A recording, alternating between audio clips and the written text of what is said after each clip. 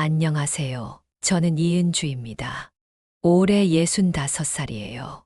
강남에서 40년 넘게 살았고, 남편이 남긴 부동산 덕에 경제적으로는 여유로운 편이에요. 하지만 요즘 저는 매일 밤 눈물로 베개를 적시고 있답니다. 제 아들은 대학병원 신경외과 의사예요. 며느리는 유명 자동차 회사의 수석 디자이너고요. 남들이 보기엔 누구보다 자랑스러운 자식들이죠. 하지만 현실은 말도 못하게 비참해요. 엄마, 이번 달 생활비 늦었네요. 제가 의사라고 해도 강남에서 애 키우는데 돈이 얼마나 드는 줄 아세요? 어머니, 손주 돌보는 비용 매달 500만 원으로는 부족해요. 다른 애들은 영어 유치원에 피아노, 미술까지 다니는데 여러분, 돈 많다고 자식들한테 이용만 당하시는 분 계신가요? 저처럼 매달 1,000만 원씩 퍼주고도 또 달라는 독촉에 시달리시나요? 그렇다면 지금 바로 구독과 좋아요 부탁드립니다. 제가 어떻게 자식들의 뻔뻔한 행동을 끝내고 제 인생을 되찾았는지 들려드릴게요. 며칠 전 구정을 앞두고 있었어요. 아침부터 문자가 왔죠. 엄마, 이번엔 효도 비용으로 얼마 주실 거예요? 제가 장남이니까 1억은 되어야. 어머니, 이참에 청담동 아파트도 증여하시는 게 어때요? 세금 문제도 있고 한숨만 나왔어요. 연봉이 훌쩍 넘는 돈을 매달 주고 있는데도 더 달라고 하다니 그날 저는 결심했어요. 더는 안 되겠다. 이번 명절엔 제가 특별한 계획을 세웠습니다. 돈으로만 부모 자식 관계를 이용하는 자식들에게 평생 잊지 못할 교훈을 주기로 했어요. 여러분의 이야기도 꼭 댓글로 들려주세요. 혼자가 아니란 걸 알면 우리 모두 조금 더 힘이 날 것 같아요. 자, 지금부터 제 복수가 시작됩니다. 그날은 제가 손주가 너무 보고 싶어서 찾아간 날이었어요. 평소처럼 간식거리를 잔뜩 사들고 갔죠. 어머니, 또 오셨어요? 지난주에도 오셨잖아요. 며느리가 현관문을 열자마자 한 말이에요. 제 손에 든 간식 봉투는 쳐다보지도 않더라고요. 지성이가 보고 싶어서. 지금 부모님이랑 영어 수업 중이에요. 방해되면 안 되니까 다음에 오세요. 그때 부모님이 민재 손을 잡고 나오다가 저를 보고는 인사를 건넸어요. 어머님 오셨어요? 지성이가 맨날 할머니 보고 싶다고. 김 선생님, 수업 중이라면서요? 어서 들어가세요.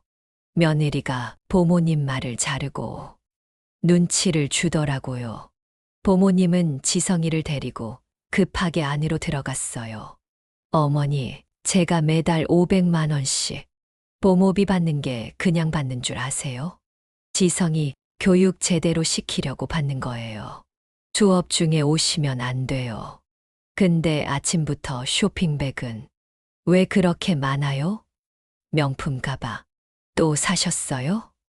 제 손에 든 장바구니는 보지도 않고 제 어깨에 맨 가방만 유심히 보더라고요. 아니, 지성이 먹을 과일이랑 간식. 어머니, 저희 집은 유기농 식품만 먹여요. 마트 과일은 농약 덩어리라 지성이한테 절대 안 줘요. 결국 그날도 손주 얼굴 한 번 제대로 못 보고 돌아왔어요. 제가 매달 500만 원씩 부모비를 주는 이유가 손주 좀 더 자주 보려고였는데 점점 더 멀어지는 것 같아 가슴이 미어졌어요. 여보, 당신이 살아 있었다면 우리 며느리가 이렇게 나올 수 있었을까? 남편 사진 앞에서 또 눈물이 흘렀어요. 그런데 이게 다가 아니었어요.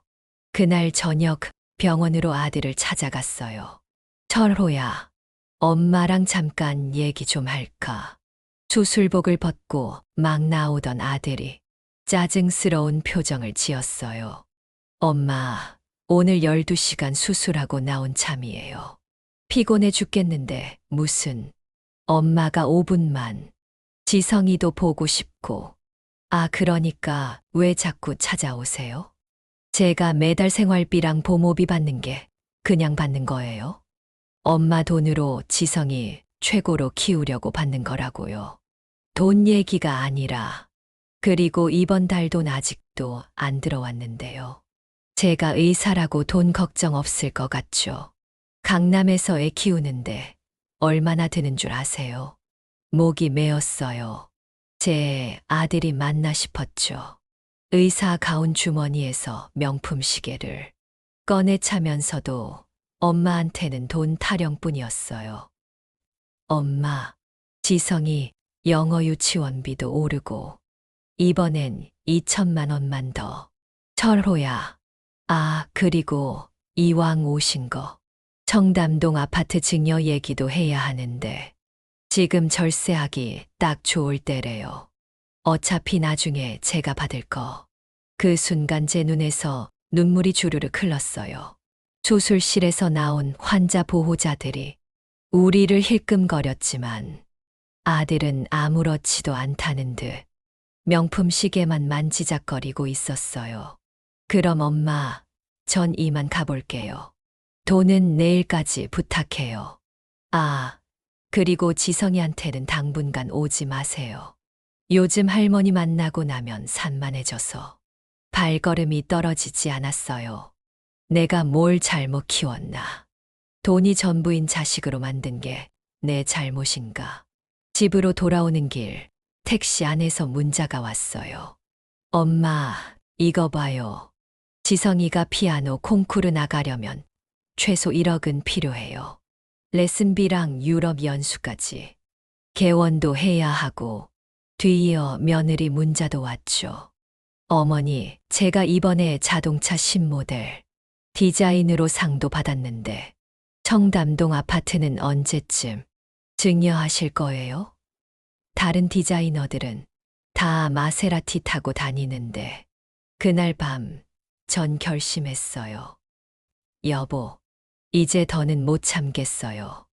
우리 아들, 며느리, 돈으로 사랑하려 했던 내가 잘못이었나 봐요. 다음 날 아침 변호사 사무실로 향했어요.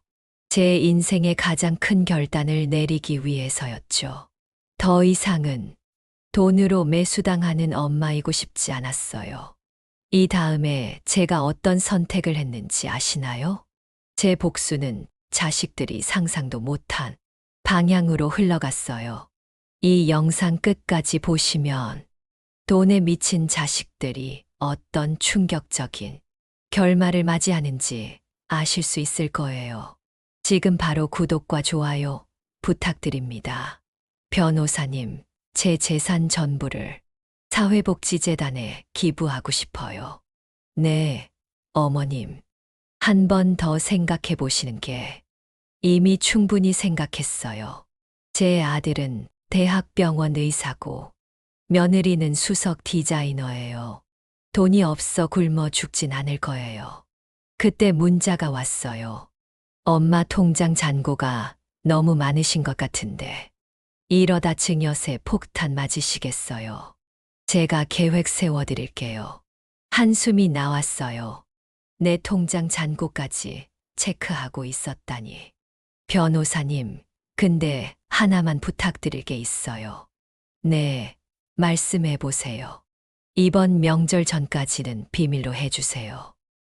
제가 마지막으로 한번 실험해보고 싶은 게 있거든요. 그리고 전 자식들에게 문자를 보냈어요. 이번 명절에 너희들 앞에서 유산 분배 계획을 발표할게. 청담동 아파트랑 빌딩 다 너희 걱정돼서 그러는 거야. 그러자마자 전화가 왔어요. 엄마, 역시 최고예요. 제가 내일 로펌이랑 같이 가서 상담해 드릴게요. 휴대폰을 끄며 차가운 미소가 지어졌어요. 기다려라. 이번 명절에 너희가 평생 잊지 못할 선물을 준비했단다. 여러분, 궁금하시죠? 제가 어떤 선물을 준비했는지. 이제 곧 충격적인 반전이 시작됩니다. 드디어 명절 당일이 밝았어요. 어머니, 오늘 좋은 소식 기대하고 왔어요. 며느리가 현관문을 열자마자 했던 말이에요. 평소와 달리 환한 미소를 지으며 제 가방을 받아주더라고요. 어머님, 오늘 지성이도 예쁘게 차려입혔어요. 사진 찍어야죠. 부모님은 쫓아내더니 오늘따라 손주를 앞에 세우고 애교까지 부리네요. 엄마, 제가 어제 로펌이랑 상담했는데요. 아들은 들어오자마자 서류 가방을 들고 와서 제 옆에 바짝 붙더라고요. 식탁에는 처음 보는 진수성찬이 차려져 있었어요. 평소 배달 음식만 시키더니 오늘은 직접 요리까지 했나 봐요. 어머니, 제가 새벽부터 일어나서 준비했어요. 어머님 좋아하시는 갈비찜이에요. 전 묵묵히 수저를 들었어요. 속으로는 웃음이 나왔죠. 돈 냄새 맡고 달라지는 꼴이라니. 자, 이제 본격적으로 얘기해 볼까요? 식사가 끝나자 아들이 안절부절 못하며 서류를 꺼내더라고요. 여기 제가 준비한 증여 계획안인데. 잠깐, 엄마가 먼저 할 말이 있어. 전 조용히 가방에서 서류 한 장을 꺼냈어요. 이게 뭐예요? 아들이 서류를 받아들고 읽기 시작했어요. 그 순간 아들의 얼굴이 창백하게 변했어요. 엄마, 이게 무슨... 며느리가 황급히 서류를 낚아채 읽더니 비명을 질렀어요. 안 돼요. 이럴 순 없어요. 여러분, 제가 준비한 선물이 뭐였을지 궁금하시죠? 아들 내외 얼굴이 왜 그렇게 변했을지. 전 재산을 사회복지재단에 기부하겠다는 서류가 맞아요. 이미 법적 효력이 발생했어요. 순간 거실이 얼어붙었어요. 엄마, 이럴 순 없어요. 우리가 얼마나 효도했다고. 아들이 책상을 내리치며 소리를 질렀어요. 효도, 그래. 너희가 생각하는 효도가 뭔지 한번 들어볼까. 전 차갑게 웃으며 녹음기 하나를 꺼냈어요. 재생 버튼을 누르자 아들과 며느리의 목소리가 흘러나왔죠. 녹음 내용. 여보, 이번에 어머님 유산 받으면 프랑스에 별장 하나 사자. 그래야지. 어차피 어머님 돈인데 우리가 미리 써도 되잖아요. 엄마가 얼마나 오래 사실지도 모르는데 기다리다간 우리 인생 다 가겠어. 며느리의 얼굴이 하얗게 질렸어요. 어머니, 이건 아직 있어. 더 들어볼래? 녹음 내용. 보모비 500만 원으로 올려달라고 했더니 또 줬다. 호구 잡았네. 지성이 보고 싶다고 오실 때마다 짜증나서 죽겠어. 돈만 주면 되지. 그만하세요. 며느리가 녹음기를 낚아채려 했지만 전 이미 다른 서류를 꺼냈어요. 이건 너희 통장 내역이야. 내가 준 돈으로 투자한 거, 명품 산 거, 다 조사했어. 엄마, 우리가 잘못했어요. 한 번만 봐주세요. 제발. 아들이 무릎을 꿇었어요. 봐줄 게 없어. 이미 끝났어. 청담동 아파트, 빌딩, 주식. 모든 재산은 다음 주부터 소년소녀 가장을 위한 장학재단으로 들어가. 안 돼요. 그럼 우리는 어떡하라고. 며느리가 울부짖었어요. 걱정 마. 너희야말로 실력이 있잖아. 의사, 디자이너. 이제부터 너희 실력으로 살아봐. 그때 지성이가 제 손을 잡았어요. 할머니, 우리 이제 못 만나요? 지성아, 할머니랑 앞으로는 더 자주 보자. 내 부모님이 허락만 한다면. 전 마지막으로 현관을 향해 걸어가며 말했어요. 그리고 이제부터 매달 주던 생활비, 보모비, 전부 끊을 거야. 너희가 그토록 원하던 독립. 이제 실현됐네. 문을 닫는 순간 제 얼굴에 미소가 번졌어요. 드디어 가슴이 뻥 뚫리고 바카스를 먹은 듯 속이 시원했습니다. 2개월 후. 할머니, 여기 앉아요.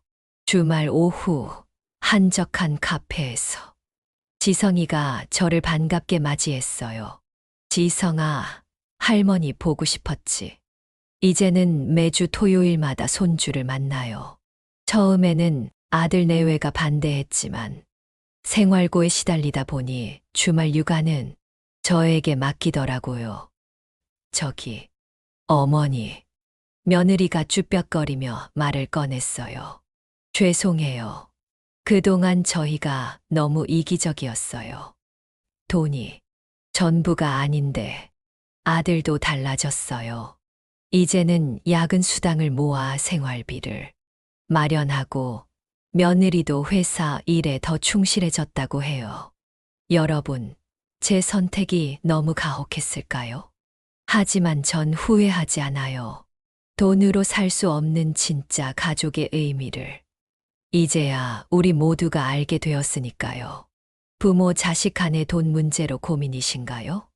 앞으로도 비슷한 사연들을 계속 들려드릴게요. 구독과 좋아요, 알림 설정은 여러분의 현명한 선택이 될 거예요. 댓글로 여러분의 이야기도 들려주세요.